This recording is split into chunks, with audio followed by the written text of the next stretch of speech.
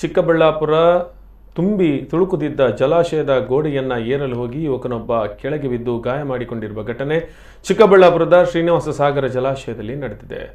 ರಾಜ್ಯದಲ್ಲಿ ಸುರಿಯುತ್ತಿರುವ ಭಾರೀ ಮಳೆಯಿಂದಾಗಿ ಹಲವು ಜಲಾಶಯಗಳು ತುಂಬಿವೆ. ಇದೇ ರೀತಿ ಶ್ರೀನಿವಾಸ ಸಾಗರ ಜಲಾಶಯ ಈಗ ತುಂಬಿದೆ. ಇಲ್ಲಿಗೆ ಅಪಾರ ಸಂಖ್ಯೆಯಲ್ಲಿ ಜನ ಭೇಟಿ ನೀಡುತ್ತಾರೆ. ಆದರೆ ನೀರಿನಲ್ಲಿ ಆಟಕ್ಕೆ ಬರುವವರ ಹುಚ್ಚಾಟಗಳು ಸಹ ಹೆಚ್ಚಿವೆ. ಶ್ರೀನಿವಾಸ ಸಾಗರ ಕೋಡಿಯ ತಡೆಗೋಡೆಯ ಮೇಲೆ ಏರಲು ಯುವಕರು ತಾಮುಂದು ಎಂದು ಮುಗಿಬೀಳುತ್ತಿದ್ದಾರೆ. ಭಾನುವಾರ ಹೀಗೆ ತಡೆಗೋಡೆಯ ಮೇಲೆ ಹತ್ತಿದ ಯುವಕನೊಬ್ಬ ಏಕಾಏಕಿ ಬಿದ್ದಿದ್ದಾನೆ. ಆದರೆ ಯಾವುದೇ ಪ್ರಾಣಾಪಾಯ ಆಗಿಲ್ಲ. ಈ ದೃಶ್ಯಗಳು ಸಾಮಾಜಿಕ ಜಾಲತಾಣಗಳಲ್ಲಿ ವೈರಲ್ ಆಗಿವೆ.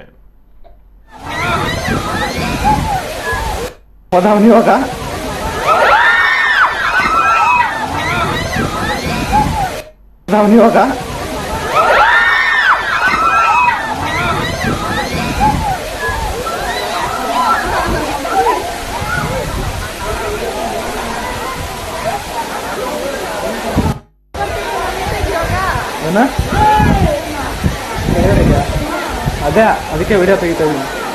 ಮುಖ ಮೂತಿ ಹೊಡೆದಪ್ಪ ಇವಾಗ